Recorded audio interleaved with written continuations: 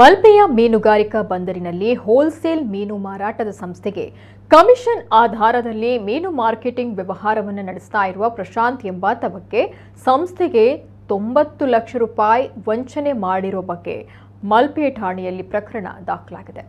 ಪ್ರಶಾಂತ್ ಕೆಲವು ವರ್ಷಗಳಿಂದ ಕಮಿಷನ್ ಆಧಾರದಲ್ಲಿ ಮೀನು ವ್ಯವಹಾರ ನಡೆಸಿ ಗ್ರಾಹಕರಿಂದ ಹಣವನ್ನು ಸಂಗ್ರಹಿಸಿ ಸಂಸ್ಥೆಗೆ ನೀಡುತ್ತಾ ಇರುವ ಕೆಲಸ ಮಾಡಿಕೊಂಡಿದ್ದ.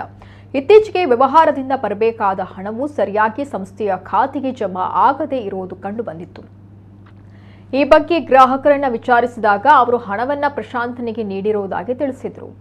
ಈ ಬಗ್ಗೆ ಪರಿಶೀಲನೆ ನಡೆಸಿದಾಗ 90 ಲಕ್ಷ ರೂಪಾಯಿ ಹಣ ಸಂಸ್ಥೆಯ ಖಾತೆಗೆ ಜಮೆ ಆಗದೇ ಇರುವುದು ತಿಳಿದು ಬಂದಿದೆ.